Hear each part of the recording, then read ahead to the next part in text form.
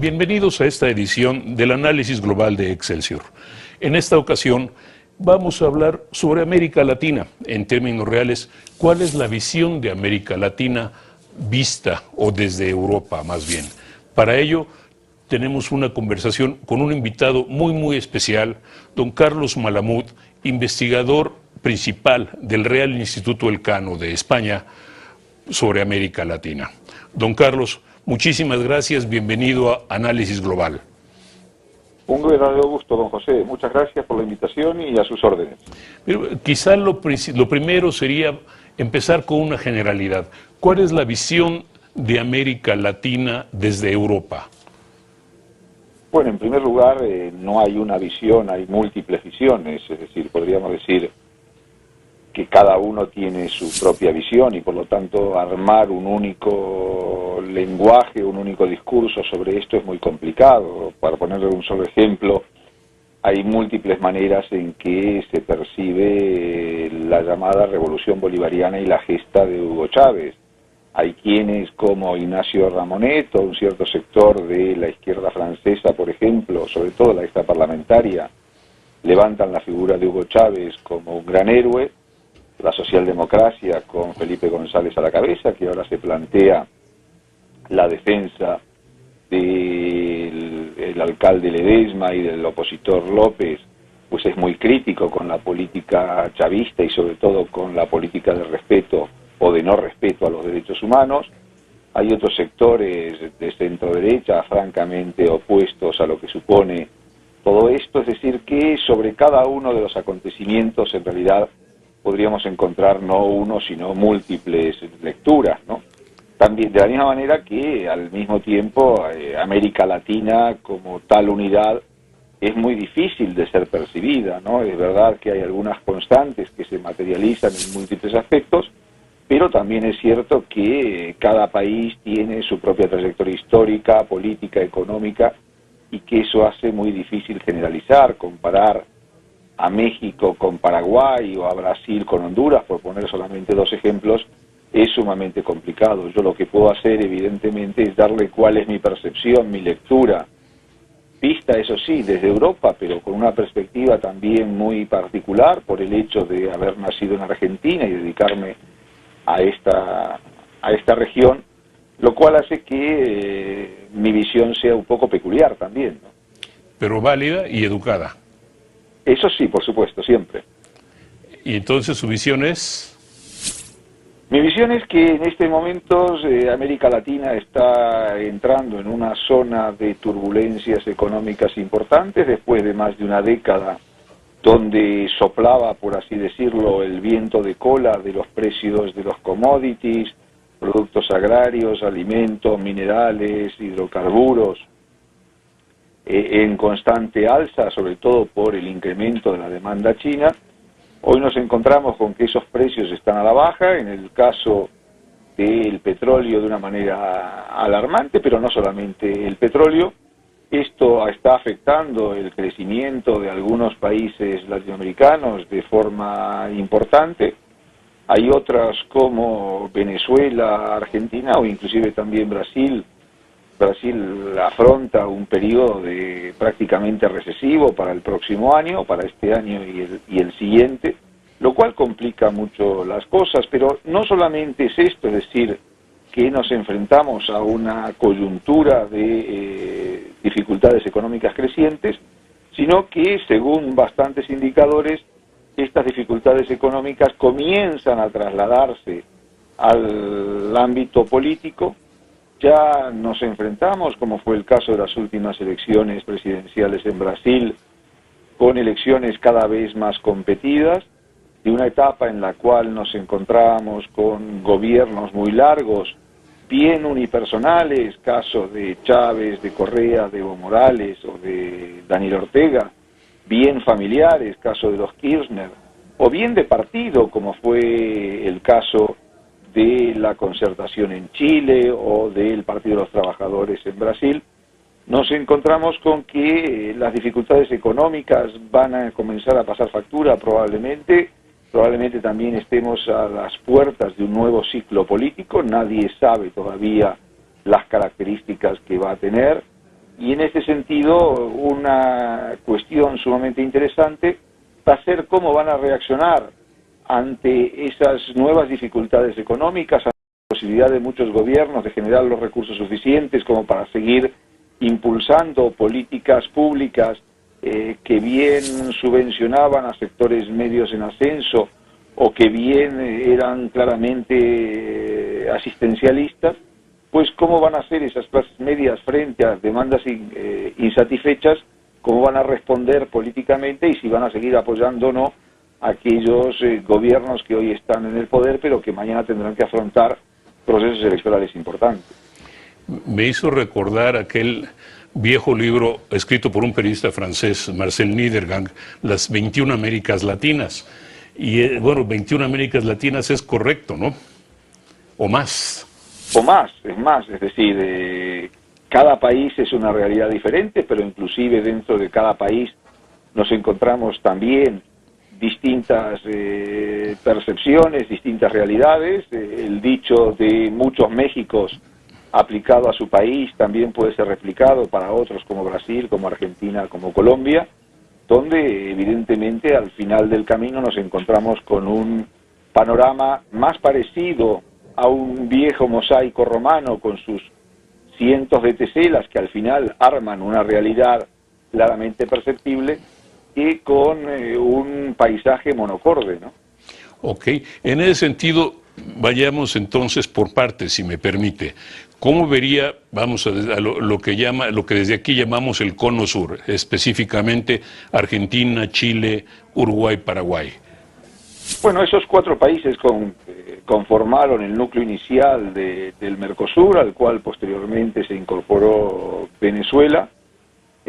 Bueno, Chile es una realidad diferente, pero Brasil, Argentina, Uruguay y Paraguay sí forman parte de ese Mercosur. Son países que tienen también realidades muy distintas. Yo creo que el caso más grave de todo lo que está ocurriendo en el Cono Sur lo ejemplifica Argentina después de casi 12 años de gobiernos kirchneristas, primero de Néstor Kirchner y luego de su mujer Cristina Fernández. Desde el gobierno se quiere impulsar una política exitosa, se habla inclusive de la década ganada. Desde la oposición la perspectiva es claramente diferente, se habla de la década perdida. En realidad, si vemos el comportamiento tanto de las variables económicas como la evolución de las instituciones políticas como de las libertades públicas, la verdad que el balance es algo complicado. Todo esto en un ambiente de dificultades económicas crecientes, la pérdida de impulso en el precio de la soja, que se había convertido en el principal producto de exportación argentino, está teniendo sus repercusiones negativas, pero no solo eso, sino un mal manejo de la gestión política, ¿no? Los otros casos son diferentes desde un punto de vista político. Uruguay conoce ya desde hace 8 años gobiernos de izquierda, al frente de los cuales están políticos del Frente Amplio, primero Tabaré Vázquez, luego José Mújica, ahora ha vuelto Tabaré Vázquez, en un ambiente, por cierto, mucho más enrarecido que en su primer gobierno, sobre todo por esas dificultades económicas de las que estaba hablando, ¿no? Y estas dificultades económicas van a ser un desafío para prácticamente todos los mandatarios y todos los gobiernos que se habían comportado de una manera bastante eficaz mientras los recursos seguían llegando de forma constante, y habrá que ver ahora, ante las primeras turbulencias, si son capaces de remar contracorriente o, por el contrario, van a empezar crecientes dificultades. Paraguay, luego de haber salido de esos problemas políticos vinculados con el juicio político que supuso la salida de Fernando Lugo, el obispo Lugo, de la presidencia, ha entrado en una etapa de mayor normalidad y en una economía relativamente saneada, aunque al igual que lo que ocurre con muchos países latinoamericanos, las desigualdades sociales son muy marcadas, ¿no? Es decir, nos encontramos con una sociedad claramente fragmentada, con ricos muy ricos, pobres muy pobres, y en el medio pues unas clases medias muy frágiles. Es verdad que en los últimos años la salida de cientos de miles de personas de la pobreza ha ido nutriendo unas clases medias, pero esas clases medias todavía tienen una posición de bastante debilidad, a tal punto que cualquier turbulencia económica hace que muchos de quienes habían subido a las clases medias puedan bajar instantáneamente a los sectores populares o más desfavorecidos. Brasil está también atravesando momentos delicados. Dilma Rousseff, en las elecciones de octubre pasado y en la segunda vuelta sobre todo, pudo revalidar su reelección en unas elecciones muy competidas. Finalmente la diferencia con su principal opositora, Aécio Neves, fue muy exigua, unas diferencias a las cuales los políticos brasileños no estaban acostumbrados, pero el hecho de haber postergado durante bastante tiempo la adopción de medidas necesarias para el reencauce de su economía ha supuesto problemas adicionales para un país que ya tenía serias dificultades y para un país que, como buena parte de las naciones de la región, tiene serios problemas de corrupción, ¿no? Y aquí el caso Petrobras es un caso sumamente preocupante y alarmante. Quizás si tuviéramos que definir hoy por hoy cuáles son los mayores problemas de América Latina, junto con la debilidad de sus economías, quizás tuviéramos dos más llamativas. Por un lado, los fenómenos de corrupción, que también afectan al último país del Cono Sur al que me iba a referir, que es Chile, y el otro es la seguridad ciudadana, ¿no? Es decir, un problema donde la tasa de homicidios se ha convertido en las más altas del mundo. Es decir, de alguna manera, no solamente América Latina es la región más desigual del planeta, sino también es la región más insegura del planeta, donde hay más homicidios, donde más robos, secuestros, etcétera, etcétera. Permite una conversación tremendamente interesante para mí, por lo menos, siguiendo con el tema de corrupción, inseguridad y pues en alguna forma crisis económica. No puedo dejar de preguntar en el caso de Brasil. Este país hace 3, 4 años parecía en el umbral de estar en el club de las potencias, y ahora... Así es, ¿no? Es decir, 2010, 2011, pese a la crisis económica que azotaba al mundo, sobre todo al mundo desarrollado, Brasil había podido salir prácticamente indemne de esta situación.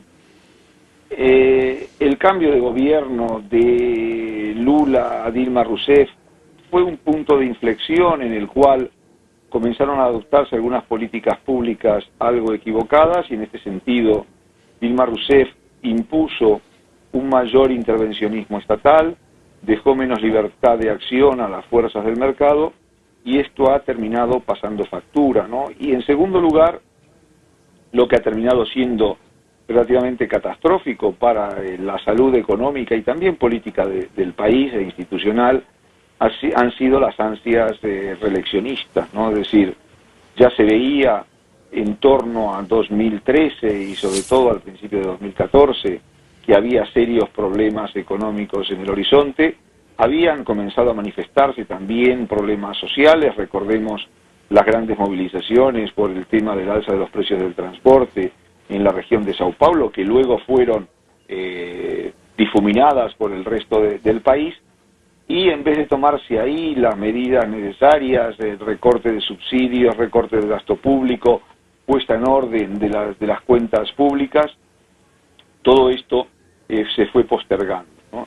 De modo tal que lo que se quería era garantizar el apoyo de esas clases medias de las que hablábamos antes, seguir garantizando que esas clases medias pudieran seguir consumiendo en la manera en que lo habían estado haciendo en los años anteriores, pero eso fue una mera ficción, y hoy por hoy lo que vemos es que toda esa burbuja de repente ha estallado, que el país, de la mano de su ministro de Economía, Joaquín Levy, debe impulsar grandes planes de ajuste, un gran sacrificio para el conjunto de la sociedad, Esto encuentra fuertes reticencias en los partidos políticos, sobre todo los gubernamentales, que ven cómo sus políticas clientelares pueden ser puestas en cuestión, que ven cómo parte de su apoyo electoral puede ser puesto en cuestión y, por lo tanto, dificultan la adopción de esas medidas necesarias para reencauzar nuevamente la economía del país, ¿no? Entonces, todo esto, agravado, como decía antes, por el caso de corrupción más grave que ha tenido Brasil en mucho tiempo, como es el caso de Petrobras, que ha supuesto el paso de el traspaso de la empresa petrolera por excelencia del país, una empresa semipública, a manos particulares, bien de contratistas, bien de políticos, y esto no ha hecho más que ahondar una crisis que tiene manifestaciones sociales, políticas, económicas, y que hace que la recuperación sea mucho más lenta y complicada de lo que podría haber sido. Ahora, si me permites, pasemos a lo que podríamos llamar el bloque bolivariano. Sé que no son idénticos, cada uno tiene idiosincrasias, formulaciones diferentes, pero por ponerle de alguna manera, los países del ALBA forman un bloque que de alguna manera, igual que el Mercosur, ya no parece tan homogéneo como antes. No, eso es verdad, es decir, la primera constatación, la afirmación que usted hace, don José, es totalmente correcta, es decir, en ese núcleo bolivariano donde tenemos a Venezuela, Bolivia, Ecuador, a Nicaragua, a Cuba inclusive, y como buen compañero de ruta a Argentina, las diferencias son bastante apreciables, ¿no? Es decir, hay diferencias en cuanto al manejo de las políticas públicas, hay diferencias en cuanto sobre todo al manejo de la economía, mientras Bolivia y Ecuador tienen un manejo macroeconómico relativamente ordenado, lo cual le permite seguir todavía creciendo, en buena medida gracias a las ganancias provenientes de los sectores extractivos, minerales, pero también hidrocarburos. El caso de Venezuela particularmente es calamitoso, ¿no? Es decir, una situación marcada por la inflación, por un desabastecimiento patético que sume a la población en grandes necesidades, por un creciente déficit público, por un endeudamiento cada vez mayor, una situación agravada por el descenso de los precios del petróleo, pero no causada por él, ¿no? Es decir, en este sentido es importante señalar que en muchas de estas manifestaciones que se ven reforzadas por la inflación más alta de todo el planeta, pues ya estaban presentes de alguna manera bajo el gobierno del presidente Chávez. Es decir, que todo este desorden actual no se debe únicamente a la mala gestión de Nicolás Maduro, no se debe únicamente a la bajada de los precios del petróleo, sino que es consustancial, es estructural con la manera que el bolivarianismo y el presidente Chávez en particular tuvo de enfocar la economía, de estructurar la economía venezolana, lo cual ha llevado al desastre económico que estamos viviendo actualmente. Bueno, lo cierto es que la economía no se mueve hacia arriba o hacia abajo de manera precipitada, no son grandes movimientos, valga la expresión, como las mareas de las aguas que se anuncian con que se van anunciando y van llegando. En ese sentido, a América Central, ¿cómo siente la situación de América Central, especialmente el llamado Triángulo Norte?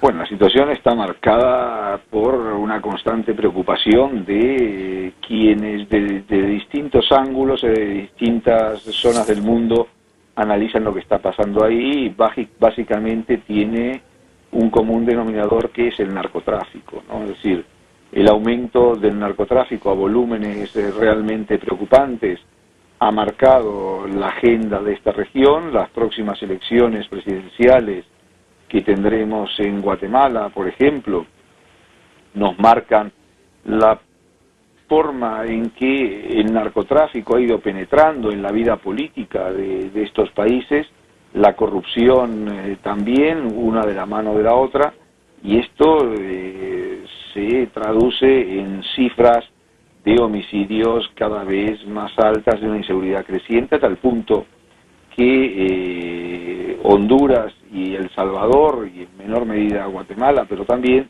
son de los países más inseguros del planeta, ¿no? Ahora, Aquí la pregunta sería un poco, déjame aprovechar esto, en estos días ocurre en Panamá la Cumbre de las Américas y el punto más grande de la Cumbre de las Américas es de hecho la reunión entre el presidente Barack Obama y el presidente Raúl Castro de Cuba, la primera en 60 años de su tipo, que tal vez o tal vez no, pues se corone con embajadas y todo este tipo de cosas, pero ¿cuáles son las implicaciones de ese rapproche, tanto si termina con gran triunfo o si termina simplemente quedándose donde está? Bueno, es evidente que lo que marca la diferencia entre esta Cumbre de las Américas y las anteriores es precisamente la participación de Cuba de la mano de Raúl Castro, y esto como consecuencia del proceso iniciado el pasado 17 de diciembre, cuando los presidentes Castro y Obama anunciaron el restablecimiento de relaciones diplomáticas. Se esperaba inicialmente que el restablecimiento, por ejemplo, la apertura de embajadas, fuera un fenómeno relativamente veloz. Lo que están demostrando los hechos es que las negociaciones han sido más lentas y son más complejas y más difíciles de lo que todo el mundo esperaba, entre otras cosas porque los principales enemigos, tanto para Raúl Castro como para el propio presidente Barack Obama, no están fuera de su país, sino dentro del mismo.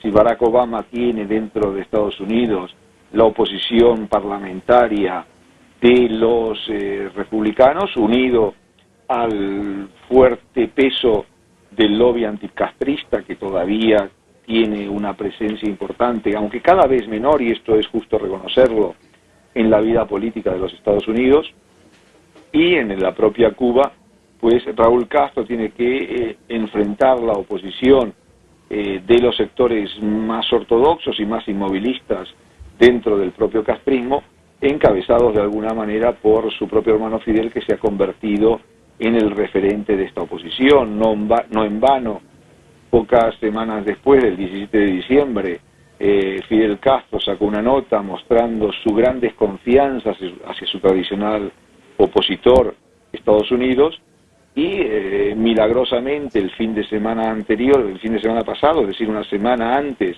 del comienzo de la Cumbre de las Américas, Fidel Castro reaparece en la vida pública de su país, encontrándose o casualmente con un grupo de venezolanos, lo que le ha permitido una vez más mostrar su solidaridad con el gran agredido, que es Nicolás Maduro y su gobierno, frente al gran agresor, que es Barack Obama y el suyo.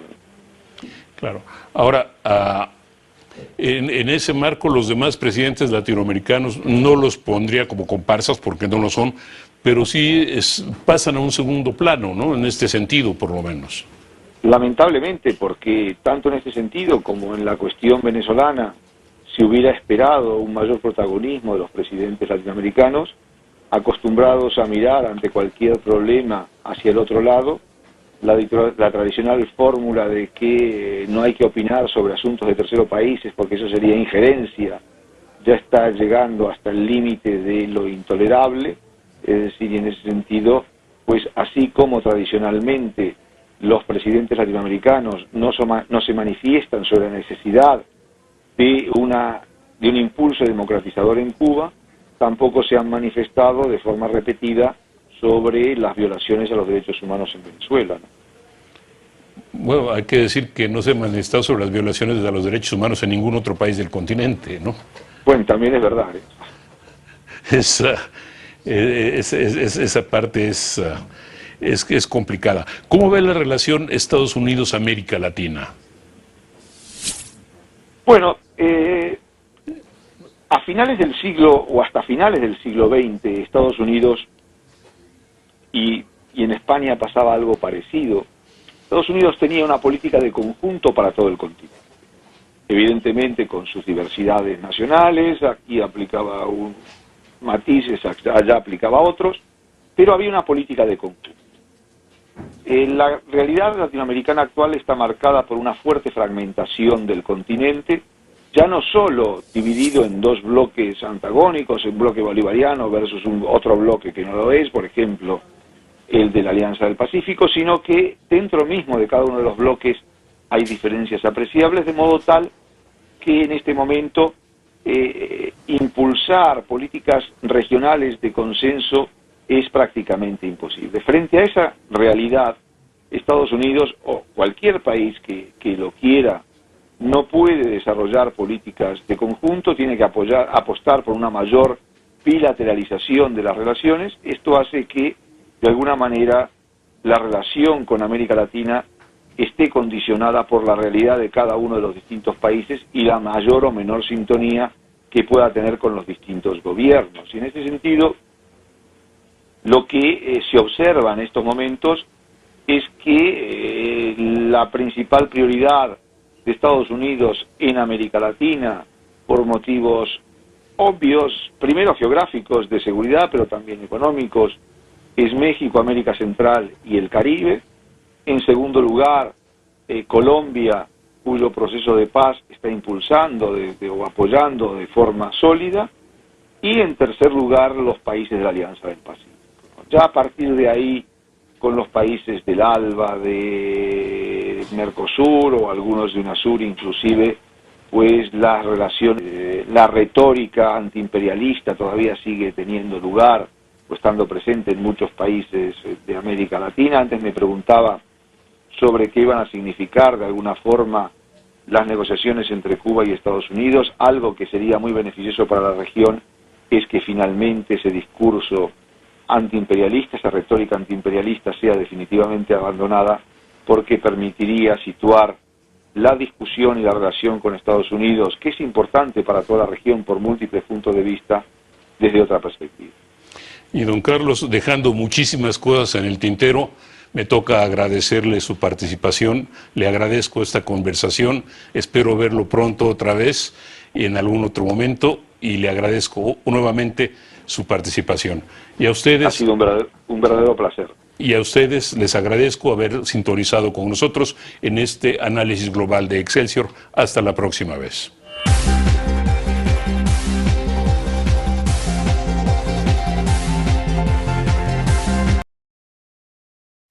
Te invitamos a seguir cuestionando la información con los siguientes videos.